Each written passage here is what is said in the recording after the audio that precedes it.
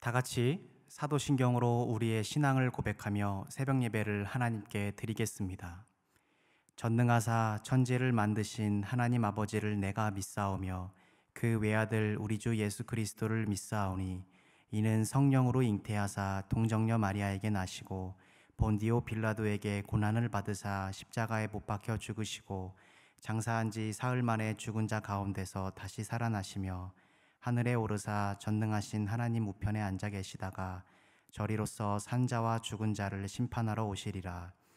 성령을 믿사오며 거룩한 공예와 성도가 서로 교통하는 것과 죄를 사하여 주시는 것과 몸이 다시 사는 것과 영원히 사는 것을 믿사옵나이다. 아멘.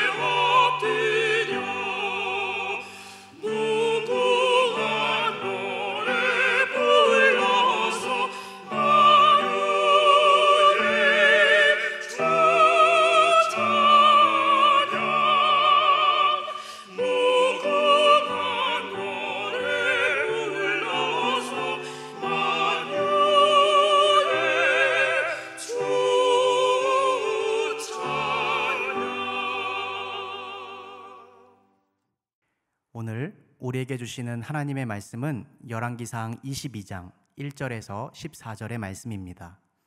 제가 봉독하도록 하겠습니다. 아람과 이스라엘 사이에 전쟁이 없이 3년을 지냈더라.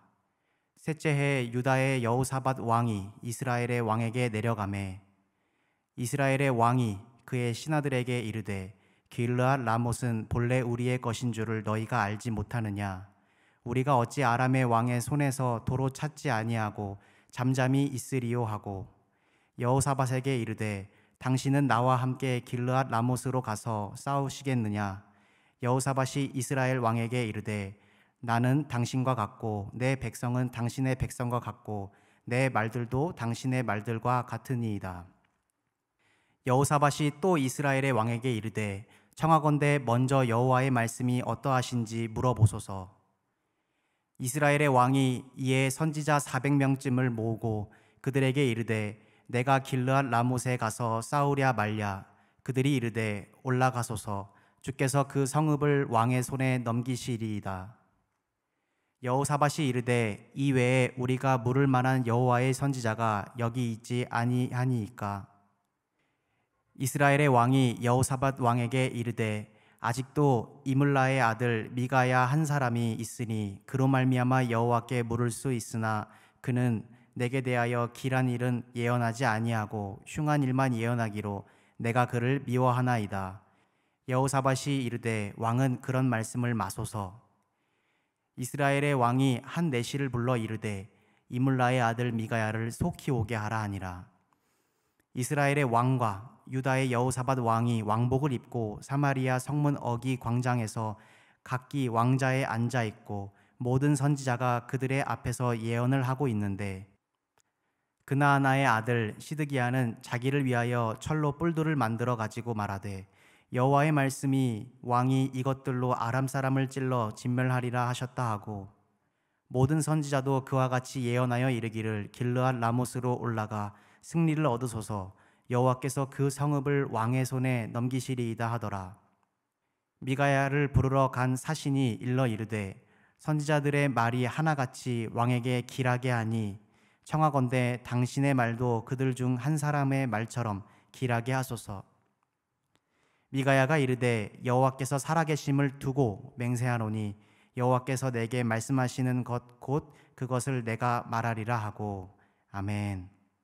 함께할 예배와 드려진 예물을 위해 다 함께 기도하시겠습니다. 사랑이 많으신 하나님 감사합니다. 오늘 하루 주님께서 우리와 함께 하시기를 원하시고 우리에게 은혜와 사랑을 부어주시니 주님 감사드립니다.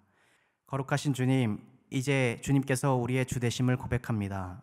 주님께서 우리에게 주신 말씀을 우리가 지키기를 원하오니 이는 주님께서 먼저 우리를 사랑하셨기 때문입니다. 주님께서 우리를 사랑하심 같이 우리도 서로 사랑하는 주님의 제자 되게 하여 주시옵소서.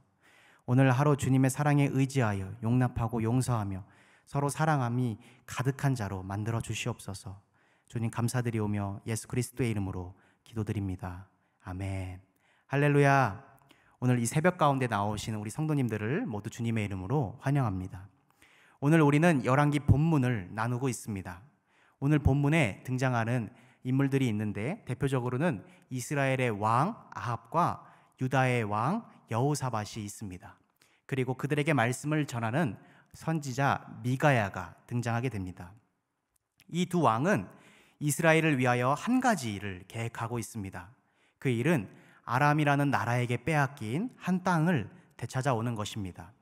그 땅의 이름은 길르앗 라못이라는 곳으로 이스라엘이 12지파가 땅을 분리할 때 이스라엘에게 또 갓지파에게 속한 땅입니다. 그러나 우리가 나눈 본문에는 이스라엘의 그 길르앗 라못이라는 땅이 이스라엘의 땅이 아닌 아람이라는 나라가 땅을 지배하고 있고 그 나라의 땅으로 속해져 있습니다. 그들은 이스라엘의 그 땅을 되찾기 위해 남유다와 북이스라엘의 군사적 연맹을 맺고 아람을 공격하기 위해 모였습니다. 여러분, 모든 전쟁이 그러하듯이 전쟁은 이기지 않으면 참혹한 결과를 가져오게 됩니다. 물론 전쟁을 하는 그 중간중간에 전쟁이 얼마나 참혹한지 우리는 알 수 있습니다.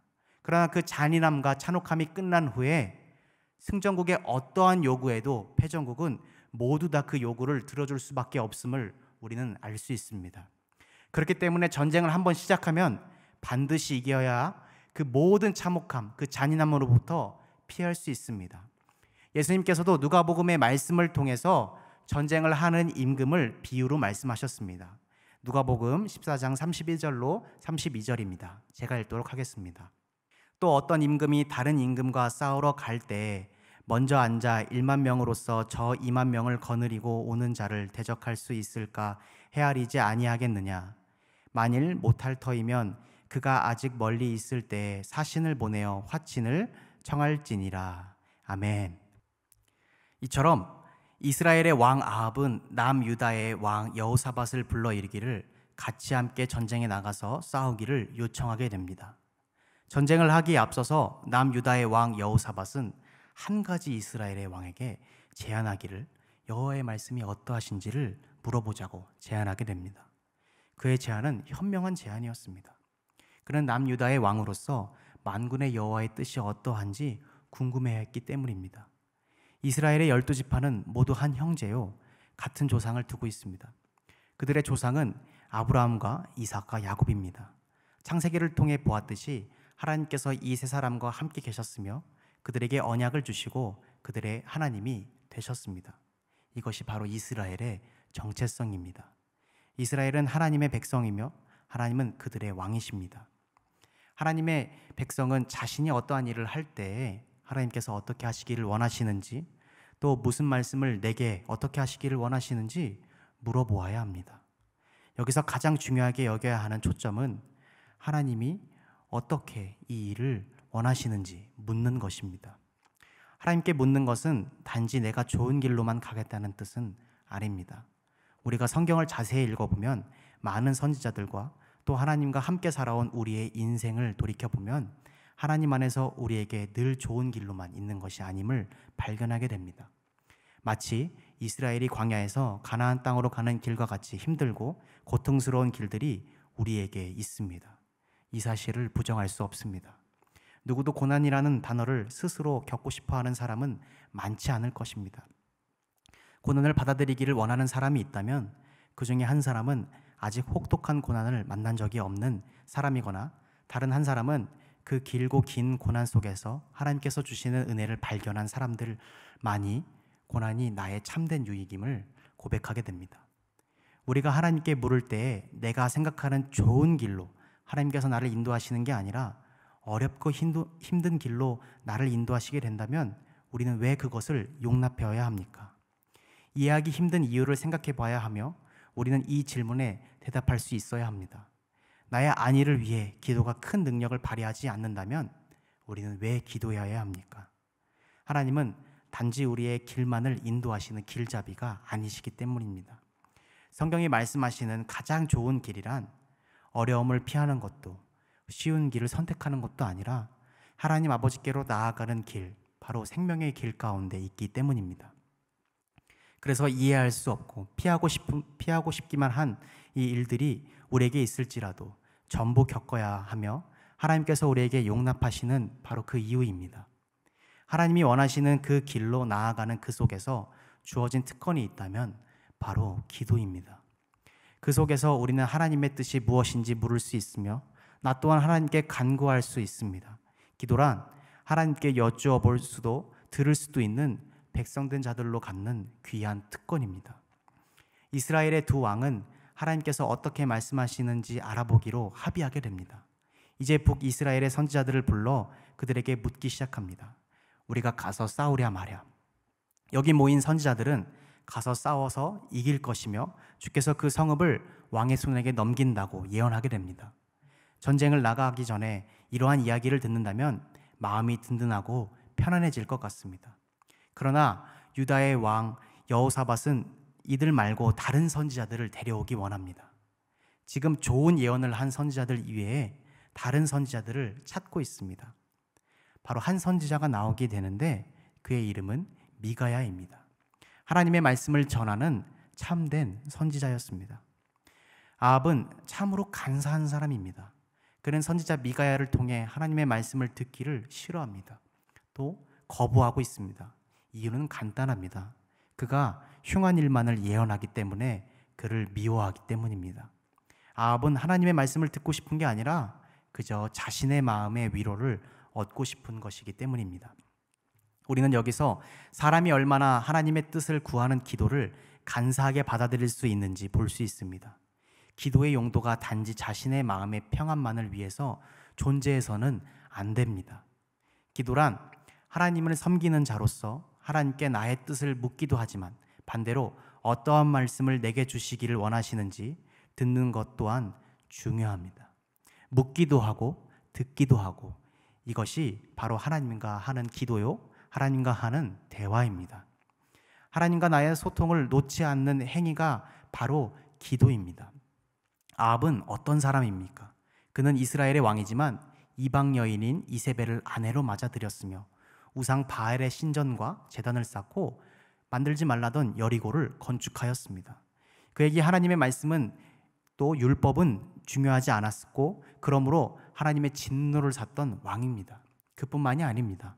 하나님의 선지자들을 죽였으며 핍박하고 자기가 갖고 싶은 게 있으면 사람을 억울하게 죽여서라도 가졌던 악한 자였습니다. 하나님의 뜻 안에서 이스라엘을 잘 이끄는 왕이 아니라 자기의 뜻대로 권력을 부리는 자였습니다. 오늘 우리가 나눈 본문 이전에 아합이 이스라엘을 통치하고 있을 때 아합이라는 큰 나라가 아람이라는 큰 나라가 많은 군대를 이끌고 이스라엘을 쳐들어왔습니다. 하나님께서 아합 왕에게 선지자를 보내어 그를 내 손에 넘기리라 하셨고 또 전쟁에서 이기게 됩니다. 하나님께서는 이스라엘을 위기에서 구하시며 하나님께서 이스라엘의 진정한 주권자이심을 보여주셨습니다. 그러나 아합은 또 자신만의 방법으로 이스라엘을 통치하기 시작합니다. 아람의 왕을 아합의 손에 하나님께서 넘겨주셨는데 하나님의 뜻을 먼저 구하지 않고 아람의 왕을 살려주게 됩니다. 아합은 참으로 간사한 사람입니다. 하나님께서 그의 악행에도 불구하고 하나님의 능력을 이스라엘 가운데 보여주셨지만 그는 하나님의 말씀을 듣기를 거부하였으며 또 싫어하였습니다. 하나님께서 그에게 요구하시는 모든 것은 그에게는 받아들일 수 없었고 이해할 수 없었습니다. 한 나라를 통치하려면 군사력, 외교력, 경제력은 너무나도 중요합니다. 나라가 강해야 다른 나라가 침략하지 못하며 나라가 강해야 우리 백성들이 억울한 일을 당하지 않습니다. 이 세 가지를 키우기 위한 임무는 나라의 지도자들에게 주어지는 아주 큰 책임입니다. 아합도 마찬가지였습니다. 나라를 위해 시돈의 공주 이세벨과 결혼하고 그의 뜻을 따라 바알을 섬기게 됩니다. 강한 나라를 만들기 위해서는 나라의 지도자는 자신의 발전을 위해서라면, 자신의 나라의 발전을 위해서라면 구시대적이고 부족해 보이는 것들은 없애고 과감하게 개혁할 필요가 있습니다. 그러나 이스라엘은 다른 나라들과 같지는 않습니다. 다른 나라와 같이 스스로 강해지는 것을 요구받고 있지 않습니다. 이스라엘이 가지고 있는 특별함은 무엇입니까?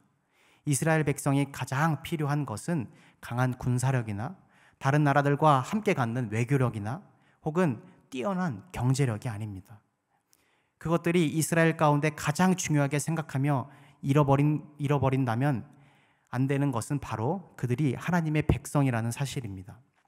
이 백성을 하나님께서 택하셨으며 이끄시고 있다는 바로 중요한 그 지점입니다.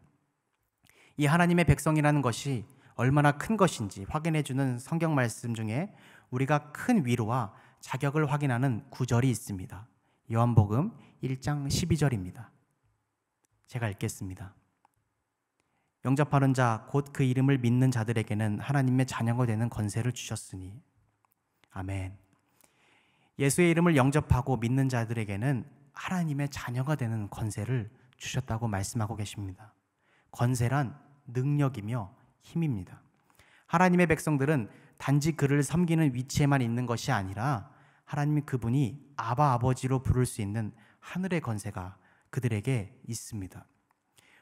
우리 아버지이신 하나님은 우리를 아버지에게로 인도하시는 놀라운 능력으로 우리를 이끌고 계신 겁니다. 이 선지자 미가야는 이스라엘의 왕 아합이 듣고 싶어하는 이야기가 아닌 하나님의 말씀을 선포해야 합니다. 하나님께 들은 그대로 말씀을 전해야 합니다.